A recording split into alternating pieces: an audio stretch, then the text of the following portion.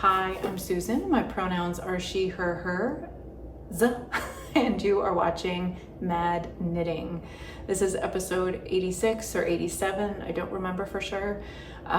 Maybe 88. It'll say in the title. It's the end of July 2025, and it's been about a month since I sat down to record a video. So I didn't mean to go that long, but that's just how it goes, especially in the summer.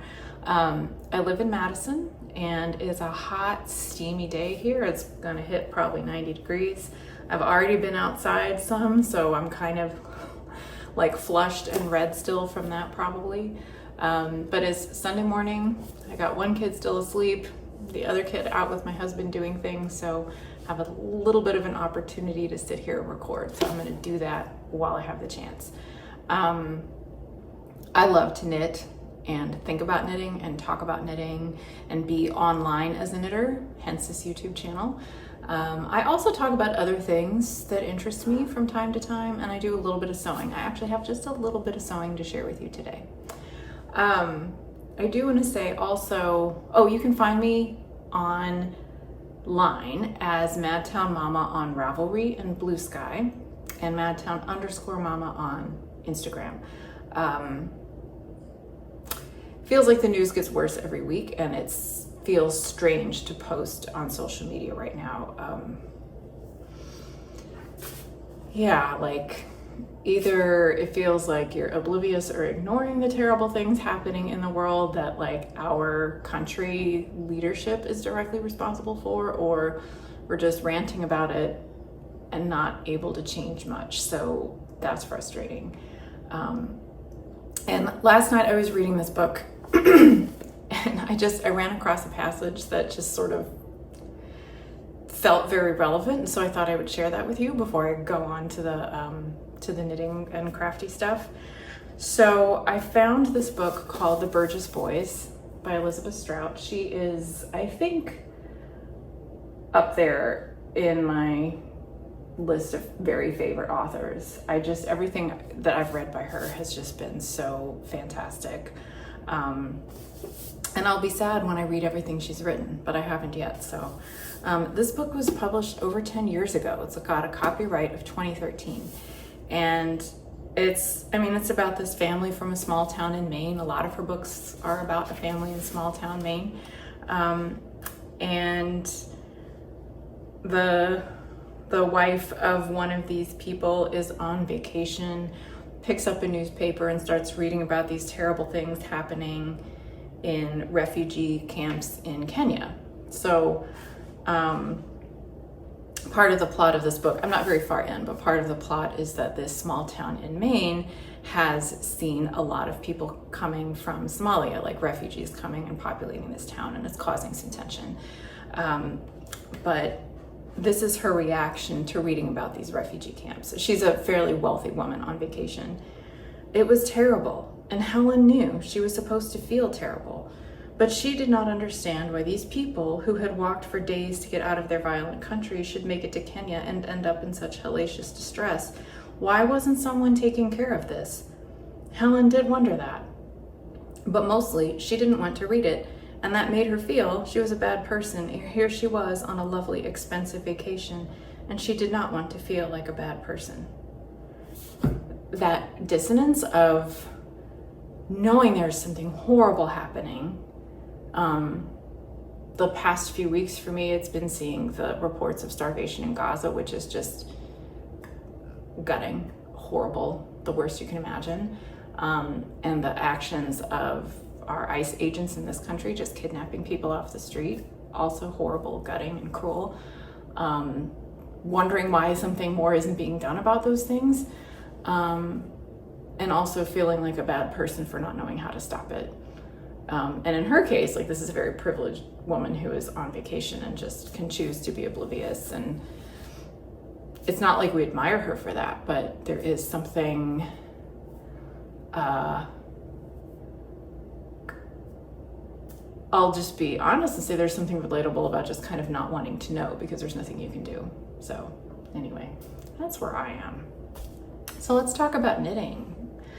So that's not to say I'm pretending these things aren't happening, but I keep knitting because that's what I know how to do. I only have one finished object, and it's a pair of socks. You all are gonna think, if you're a regular viewer, you're gonna think that the only things I ever finish are socks, and that's what it's feeling like right now. But I do like them very much. Very happy with these. I bought this yarn last month when I was in Racine, Wisconsin for the Yarny X retreat. We went to this lovely shop called Unraveled, and they had a whole bunch of this Wool Addicts footprints yarn. It's a wool cotton blend with a little bit of nylon. And I bought a couple skeins because the colors were so bright and vibrant and fun. And I cast on a pair right away, and they're done. So these are made to fit me. I think I will keep them. I'm definitely actually going to keep these because I want to see how they wear. Not having kept a pair of cotton blend socks for myself, I'm very curious to see how they feel and how they hold up over time. If you look at it real close, you can see there's a lot of colors in here, sort of marled throughout, but from a distance, it's like primary colors, kind of like Superman ice cream. So I cast on 62 stitches with a size 1 needle and worked in 1x1 rib for the cuff, switched to garter rib for the rest of the leg and the top of the foot. And that stitch count made it so that I could have a symmetrical heel and continue those knit stitches down the heel flap as the slip stitch pattern. This is my preferred way of making socks, from the cuff to the toe, with the heel flap and gusset. I will do a short row heel sometimes with self-striping yarn, but I just really do like the fit and the feel and the execution of knitting the heel flap and gusset. So that's what I've got. I definitely used less than 1 skein, so I don't know if I'll make like a shorty pair with the leftovers or combine it with more leftovers to make something else. We'll see. But that's my finished object. My works in progress, I'm only going to show you the ones where I've made progress and have something to say. I've got a couple of things that have stalled out. But I actually did start a couple of new things, and then I've got some other things that I've been working on. Let's see. Let's go with the new things I've started because they're pretty simple and straightforward. I needed some like easy patternless knitting. I started a new job. That's one of the reasons that I haven't made a video lately, because it's just been a total shift in my routine. And so far it's not super busy. I'm still kind of onboarding and getting to know how things work there. But I did have a couple of online trainings the last week, and I really wanted to have some knitting to keep my hands busy during those. So I picked up this skein of yarn that I got not too long ago. It's from Republica Unicornia. It's BFL DK,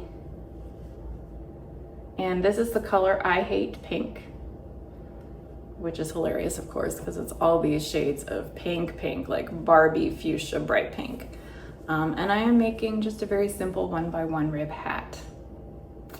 This is for my younger niece who does not hate pink. In fact, she loves pink. So I'm gonna make this for her, probably give it to her around Christmas time. I'm gonna have way more yarn in the one skein that I need for the hat. So I haven't decided if I'm gonna start the decreases here so that I have enough left to maybe make a little pair of mittens to go with it, or keep going for a little ways so that it can be folded up for a brim.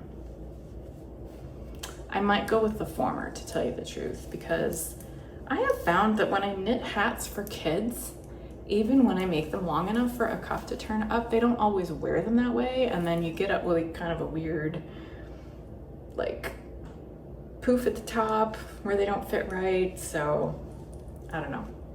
Anyway, I'm using size 5 needles to make a nice dense fabric, and This yarn is so variegated, I think this is really the only way I could do it, because any other patterning would probably not show up particularly well. But I really like the feel of this BFL, and I love the sort of bonkers color sense that Kathleen, the dyer at Republica Unicornia, I love what she brings to that, so I'm very much enjoying this project.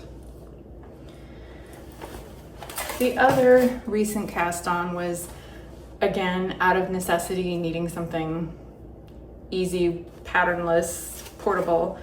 It is a pair of socks, and I actually have the first one done already. I might have cast this on at,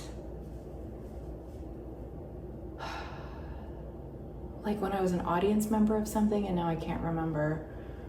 Some music or theater performance, I'm not even sure. Might have been Wicked. I went and saw Wicked with my daughter. It was at the Overture Center here downtown. We saw it on opening night and it was fantastic. This might have been what I brought for that, but I don't remember for sure. Anyway, this is again BFL yarn. This is from Knitcircus. It's called Breathtaking BFL. It's 100% superwash, fingering weight. And the color, I lost the label. It's Fuego something. I think it's a reference, but you know, it's like this rich, dark red, and it's got yellow streaks and very dark streaks, maybe like smoky gray, very dark smoky gray. And I really enjoy it. And I made another pair of socks in a different colorway of the same yarn. I haven't worn them yet because it's summer. It's just too warm for wool socks. But I really like the feel of knitting with this, and I think I will like the feel of them on my feet. So this is the first one. This is how far I am with the second one. So I'm well on my way down the foot. And similar to the pair of socks I showed you earlier,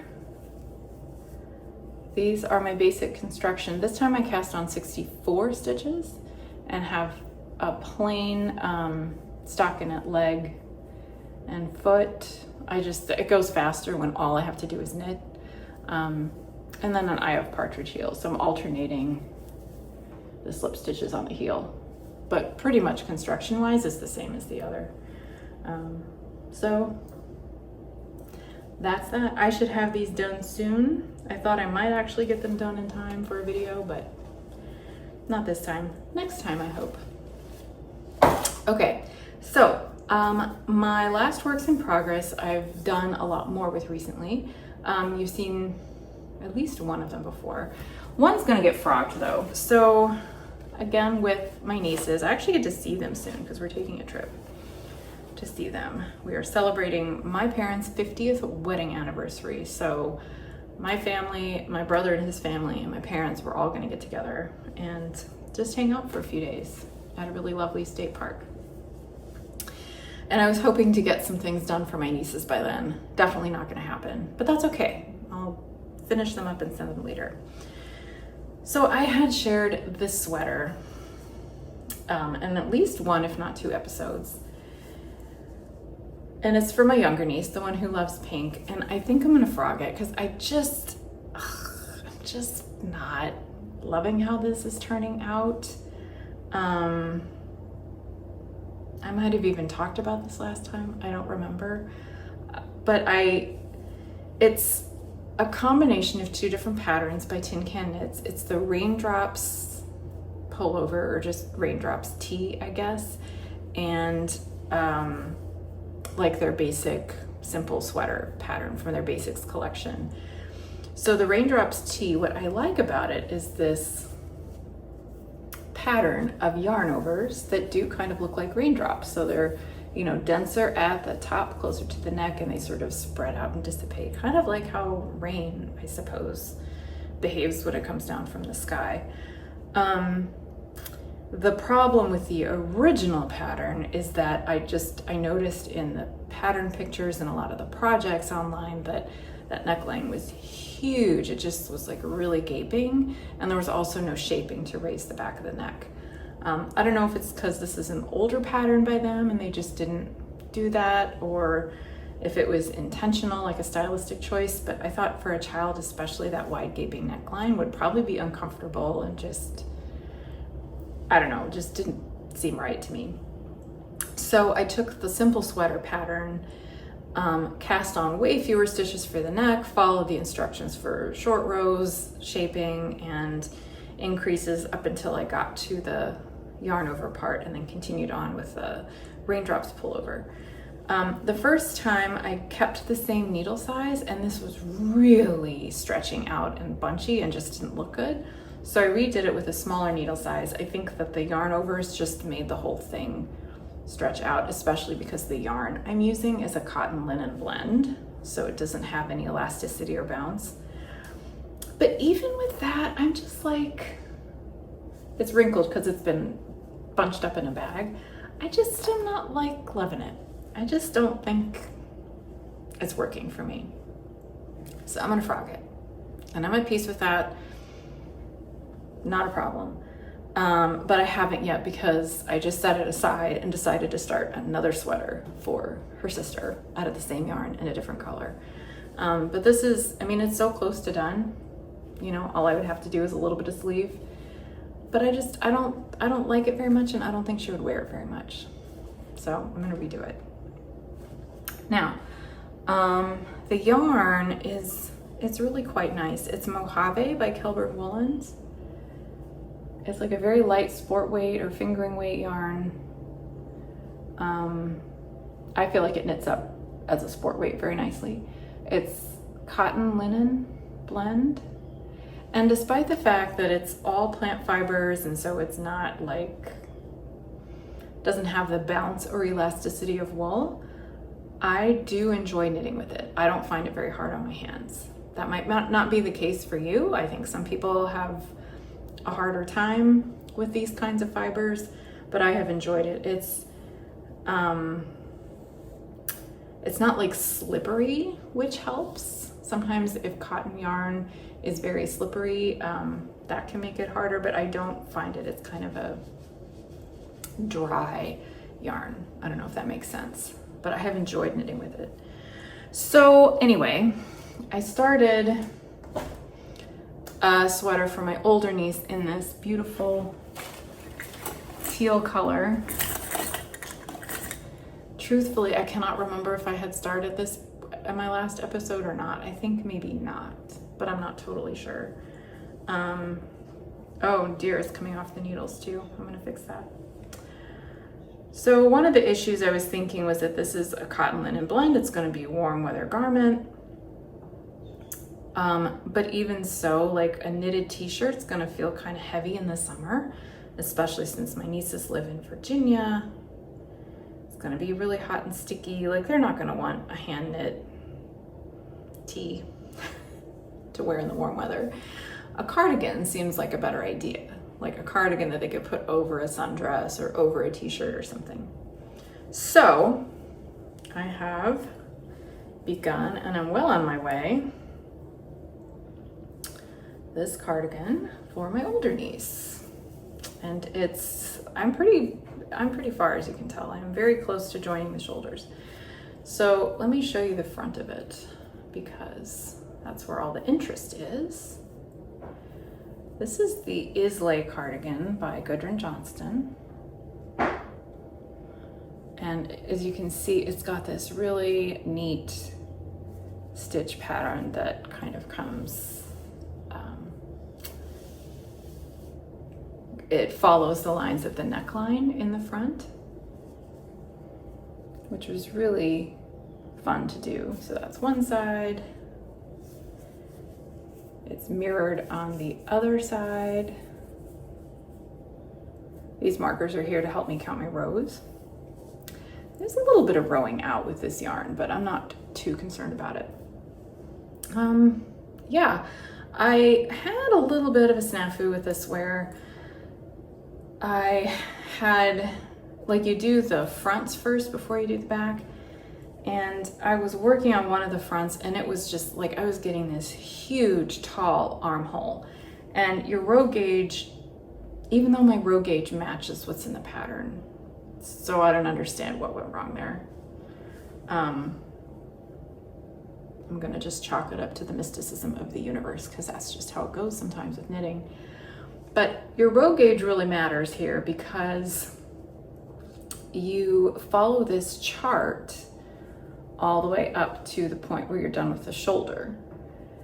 And when you follow the pattern, you do, I think, you either start the chart at the same time as the armhole divide or just before. Anyway, whatever it was, I followed the instructions exactly, and I was just getting this really tall armhole, like it was going to be ridiculous. And then that was not going to work, because you have to pick up stitches for the sleeves and knit those out.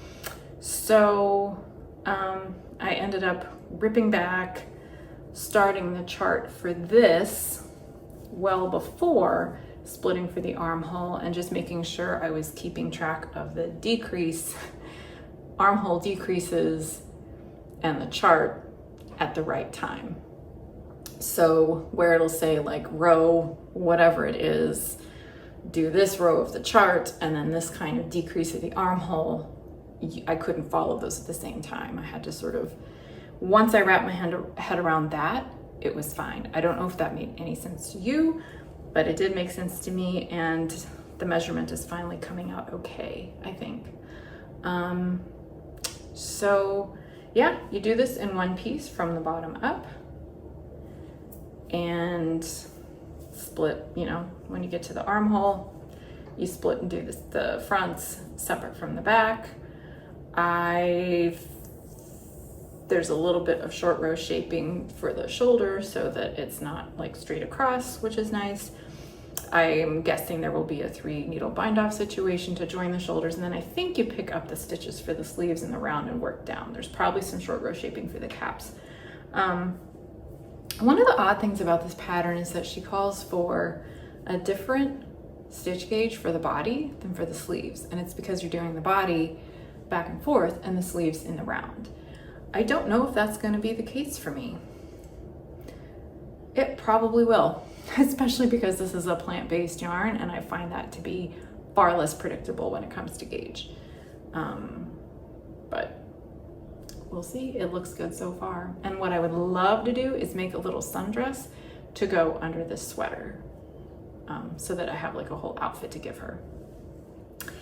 What I have not decided is if I'm going to reknit the pink yarn into the same sweater pattern. I love Gudrun Johnston's designs. She is a solid designer, solid writer. Everything is clear and well written. But I had to fiddle so much with the chart and everything that I'm not sure that I want to do that again. So I might pick a different pattern for this, and I'm going to avoid something with lots of yarn overs, because I think that loosens everything up and makes it less predictable. So I might do like a plain cardigan. I might even do the classic cardigan again in the sport weight gauge by Tin Can Knits, or another one. Oh, I can't remember what it's called. They have like a basic kind of drop shoulder V-neck cardigan situation that at this gauge that should be pretty quick and straightforward and might work too. So that's what I'm thinking.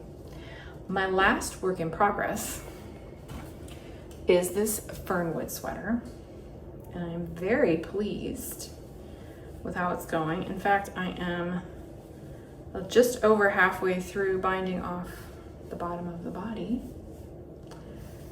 So here it is.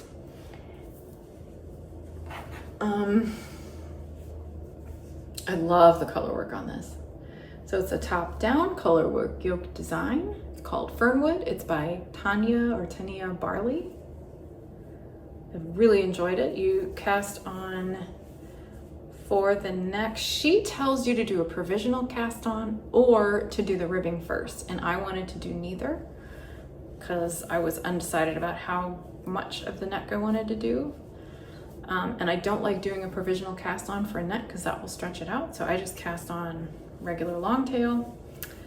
You do have some short rows at the beginning to raise the back neck. And then you've got this beautiful colorwork pattern which goes beyond the sleeve divide. So this same pattern here that's on the body will be on the top of the sleeve, which I like. I kind of like that it helps spread out the color work a little bit so it's not putting so much right here. I have very much enjoyed this. I am using Clara Parkes, I think it's the 3.0 yarn. It's a blend of a few different things. Very light woolen spun, kind of a light sport weight. Gorgeous, gorgeous yarn. It feels so nice to knit with. And it's in this beautiful dark brown kind of espresso color and a natural cream. And I should have plenty because a very generous person sent me an extra skein she had on hand that she was pretty sure she wasn't going to use. So I don't think I'm in any danger of running out for the sleeves. I have tried this on. Maybe I'll try this on for you now. Okay, here we go. I am in a little bit of danger of losing sleeves on the bottom of my needles, or on my needles, but I will worry about that later. Caught here. So I like how this fits. I added just a little bit of A-line shaping here. I think I did 3 increases. Yeah, 3 increases, just so that it wouldn't pull in or be tight around my tummy or hips. And I like that. My one hesitation is, look at this neckline. Like the yoke is a little deeper maybe than it should be when you consider that I would be adding ribbing or adding some kind of finishing to the neck. I often, I think, have a different row gauge than what a pattern will call for. Like I will have fewer rows per inch, so knitting the same number will yield a taller fabric or, you know, more depth. And that's hard to adjust when you have color work from the beginning past the sleeve divide even. So I like how this looks now, so I might do like an I-cord trim or something so that I'm not adding too much. I could just go whole hog and like knit a turtleneck, but I'm not sure that's what I want. So that's yet to be decided, and I will probably block this and see if it relaxes and see if anything changes from blocking. I have my doubts that it will change much because this is a woven spun yarn. It doesn't have like drape. It's not going to pull down very much. But I'm pretty happy with how this is fitting so far. So yeah, I hope to finish this soon. I've got another sweater I haven't touched in a little while that also just needs sleeves basically and like neck and button band trim. So I think August is going to be all about finishing those things and hopefully finishing the stuff for my nieces. So that's what I've got for knitting. I do have kind of a minor sewing project to share with you that I thought might be kind of interesting. So as I said at the top of this episode and mentioned in my last one, I've started a new job.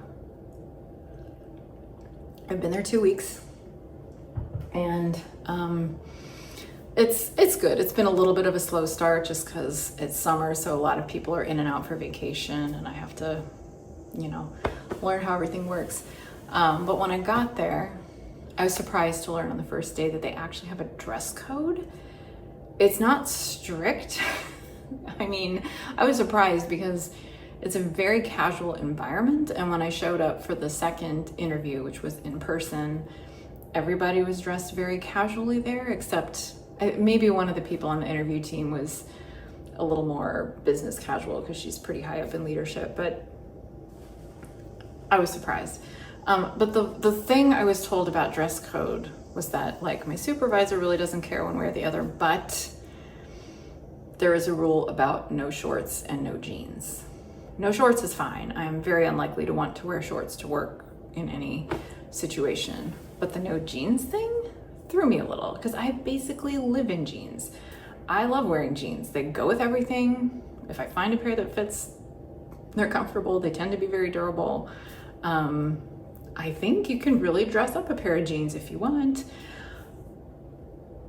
but there's a no jeans rule. So at least for the time being, I'm going to follow that rule, at least while I'm a new employee and still, you know, establishing myself.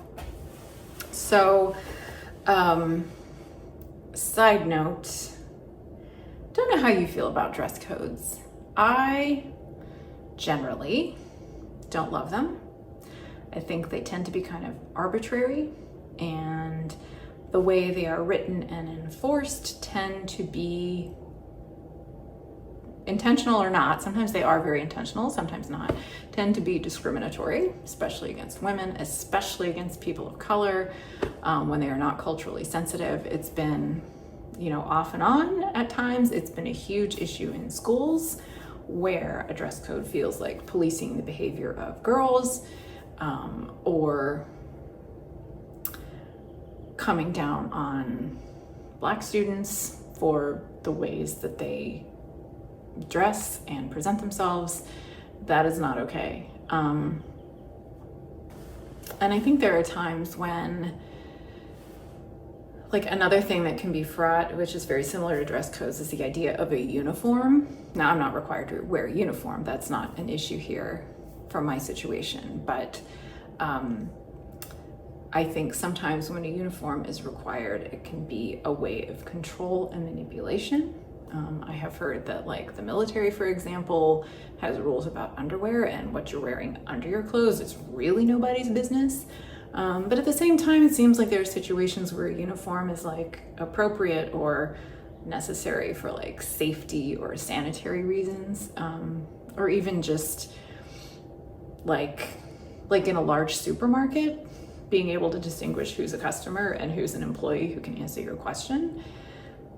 That's where a uniform's nice, where, like, everybody who's wearing the branded t-shirt of the company, that's a person you can ask for help. So that has nothing to do with my dress code situation at work. So anyway, I made it through the first week finding enough stuff to wear without jeans, but I did take a trip to the thrift store last weekend to find a few other options. And I picked up a few pairs of pants, and 2 of them fit beautifully in every respect, except they were just a little too short. So this pair, for example, they're like, I guess, chino style, kind of wide leg, but these are a petite size. So they fit really well, like in the top part and across the hips and everything, but they were too short. Like, they looked silly on me. And when I picked out the hem, because I thought, I'll just, pick out the hem and turn it up and have it not turn up so far, the length was perfect at the raw edge. So turning it up even a little bit would have made them a little short, especially since when the weather gets chilly, I tend to wear boots. Not boots with a heel, but boots that would look very silly if these looked cropped at all. So what I ended up doing was taking a strip of fabric and sewing it to the bottom. You can see where the creases are, where the hem originally was folded. Taking strips of fabric and sewing them to the bottom so that they're the length I want without a raw edge exposed. And these add a little bit of interest, I guess. It's fine with me. So that's what I did. They don't match because the strip of fabric I was using is this. It's a cotton linen blend. I can't remember the brand. It's just a scrap I got from somebody. It wasn't quite long enough from selvage to selvage to get the exact same cut for both cuffs. So I just used this end for one of them and this end for the other, and you can see that here. So it didn't take very long, but it was a nice, satisfying little project, and now I have this pair of pants to wear. The other pair, same brand actually, this nice pair of linen pants, and these are not petite size as far as I know, but they did come up about this short on my ankle, which maybe is intentional, but it's not a good look for me, not something I enjoy, plus not something that's going to work for me when the weather gets cold. So, I mean, linen pants aren't going to be the best when the weather gets cold anyway, but I like it when they go down to my ankles. And again, when I picked out the hem, right where the raw edge fell was the right length, so I didn't want to turn it up even just a little bit. So again, I took a piece of fabric. This time it's just black. I think this is just quilting cotton. I found a scrap in my surprisingly large fabric stash. Measured it all out, cut a strip, sewed it on, folded it under. So the original, like the end of the pants fabric is, you know, pretty close to the bottom of this. And these fit very nicely now. So I don't know if it looks weird to have this black sort of cuff thing at the bottom, but they fit better and they're gonna be comfy, and now I can wear them to work. And you know, these two pairs of pants probably cost $20 total from the thrift store, plus some time it took to fix the bottom. So now I have a couple more pairs of work appropriate pants and didn't have to spend a lot of money to do it. So that's all I've got for you today. I don't know when I'll be back here again. I am planning a special episode on Elizabeth Zimmerman, but that is taking some time to research and prepare. Maybe that's coming before the end of the summer, maybe not, we will see. But stay cool, everybody. I will see you next time.